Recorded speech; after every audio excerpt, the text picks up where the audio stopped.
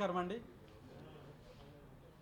ఈరోజు ఆంధ్రప్రదేశ్ రాష్ట్రంలో జరుగుతున్నటువంటి విషయాలన్నీ కూడా దేశవ్యాప్తంగా పెద్ద ఎత్తున చర్చకు దారితీస్తున్నటువంటి నేపథ్యంలో గడిచినటువంటి ఏదైతే 2019-24 మధ్య ల్యాండ్, శాండ్, వైను ఏది చూసినా కూడా మాఫియా నడిచినటువంటి కార్యక్రమాలు మనం చూసాం.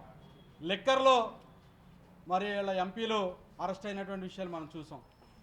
అనేకమైనటువంటి శ్రీశ్రీ గారు చెప్పినట్టుగా కవితకు కాదేది అనర్హం, అగ్గిపుల్ల, సబ్బు బిళ్ళ, కుక్క పిల్ల అన్నట్టుగా వైఎస్ జగన్మోహన్ రెడ్డి గారి నాయకత్వంలో 2014 నుంచి 19 మధ్య అవినీతికి కాదేది అనర్హం అన్నట్లుగా అన్ని రంగాలు కూడా అవినీతిమయం చేసినటువంటి ఒక దుష్ట చతుష్టయం పరిపాలన అంతా కూడా కొనసాగించారు.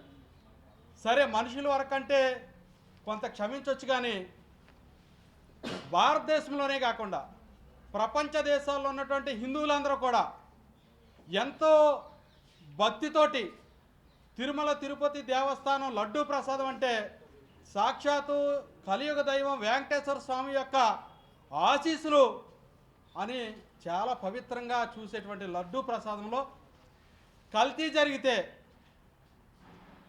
మరి అనేకమైనటువంటి రూల్స్ వైలేట్ చేసి 2020లోనే వారికి ఆ విషయాలు తెలిసినా కూడా ఎక్కడా కూడా పట్టించుకోకుండా ఏవైతే నిబంధనలు ఉన్నాయో ఆ నిబంధనలన్నీ కూడా పక్కదారి పట్టించి మరలా వాళ్ళకే టెండర్లు ఇచ్చి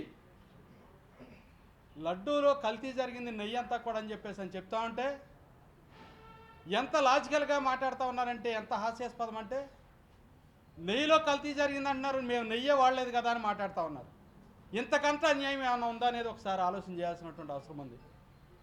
అంటే చుక్క పాలు లేకుండా నెయ్యిని పామాయిల్ తోటి ఇతర కెమికల్స్ తోటి మరి లడ్డూలు తయారు చేసి 250 కోట్ల రూపాయల అవినీతి పాల్పడి ఇప్పటికీ కూడా ఇంకా కూడా బొంకుతూ ఈ రాష్ట్ర ప్రజలకు కానీ ఈ దేశ ప్రజలకు కానీ హిందువులకు కానీ క్షమాపణ చెప్పకుండా ఇంకా ఇంకా ఇంకా ఇంకా దీన్ని ముందుకు తీసుకెళ్తా ఉన్నారంటే ధర్మం పట్ల కానీ దేవుని పట్ల కానీ మాజీ ముఖ్యమంత్రి జగన్మోహన్ రెడ్డి గారికి ఏ విధమైనటువంటి భావన ఉందనేది మనందరం కూడా ఆలోచన చేయాల్సినటువంటి అవసరం ఉంది.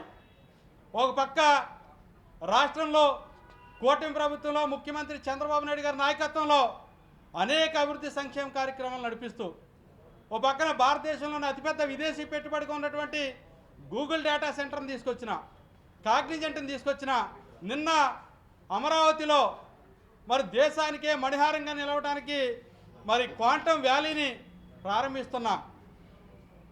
నారా లోకేష్ గారు ఇచ్చినటువంటి హామీ ఏదైతే ఉందో రానున్న 5 ఏళ్లలో 20 లక్షల ఉద్యోగాలు ఈ రాష్ట్రంలో ఉన్నటువంటి యువకులకి మేము కల్పిస్తా ఉన్నారో దానికి క్వాంటమ్ వ్యాలీలోనే 10 లక్షల ఉద్యోగాల కల్పనే ధ్యేయంగా ఆయన ముందుకు పనిచేస్తూ ఉంటే వీళ్ళు ఈ రాష్ట్రంలో శాంతి భద్రతలు ఎక్కడా కూడా లేకుండా ఒక గంజాయిలు తాగేసి రోడ్ల మీద ఇష్టానుసారంగా పబ్లిక్ న్యూసెన్స్ చేసినటువంటి వాళ్ళని పలకరింపులకు వెళ్తారు.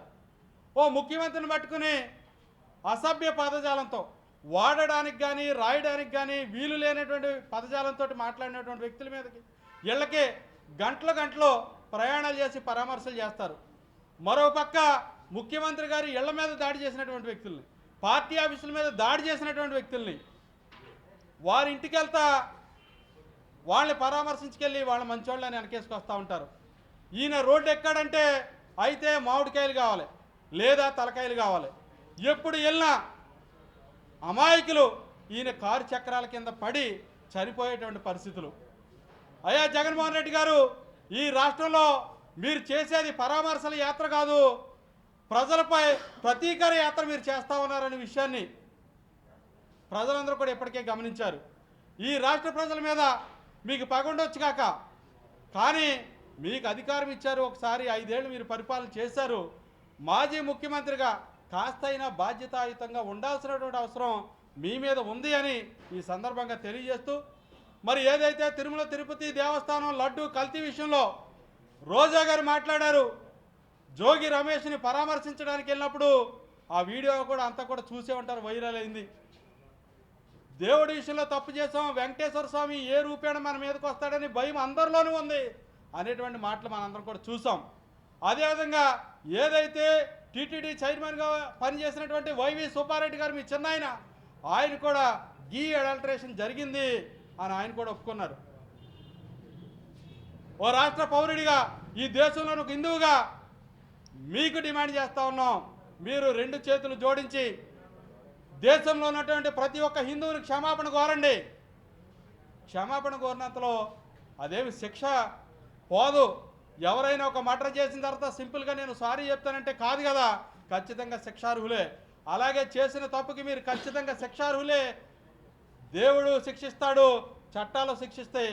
కానీ ఈ రకంగా బొంకుతూ ప్రజల మీద ప్రతీకార యాత్రలు చేయొద్దని, అమాయకులు బలి చేయొద్దని ఈ సందర్భంగా కోరుకుంటూ, ప్రభుత్వాలు ఏదైనా ఖచ్చితంగా ప్రజా వ్యతిరేక నిర్ణయాలు తీసుకుంటే బాధ్యతాయుతమైనటువంటి పార్టీగా 11 మంది సభ్యులు మీరు అసెంబ్లీకి రండి, ప్రశ్నించండి, ప్రభుత్వంలో జరిగేటువంటి తప్పుల మీద మీరు మాట్లాడండి, వీలైతే మంచి విమర్శలు చేయండి తప్ప ప్రతిదానికి విమర్శ చేస్తామని చెప్పేశారని.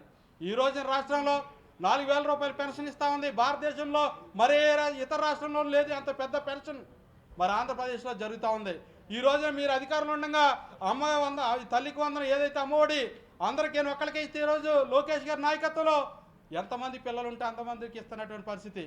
16,375 డిఎస్సి పోస్ట్ ఇచ్చిన, 6,000కు పైగా కానిస్టేబుల్ ఉద్యోగాలు ఇచ్చిన, రేపు జాబ్ క్యాలెండర్ రిలీజ్ చేయబోతా ఉన్నా. ప్రతిదీ కూడా ఓ పక్క అభివృద్ధి, మరో పక్క సంక్షేమం. మహిళలకు 3 గ్యాస్ సిలిండర్లు ఇచ్చిన, ఉచిత రవాణా సౌకర్యం కల్పించిన, అనేకమైనటువంటి అభివృద్ధి సంక్షేమ కార్యక్రమాలు రాష్ట్రంలో జరుగుతున్నాయి. కాబట్టి అభివృద్ధి మీద ఇంకా మీరు ఏమన్నా బ్రహ్మాండంగా చేయాలని మీ దగ్గర ఆలోచన ఉంటే రండి, డిస్కస్ చేయండి.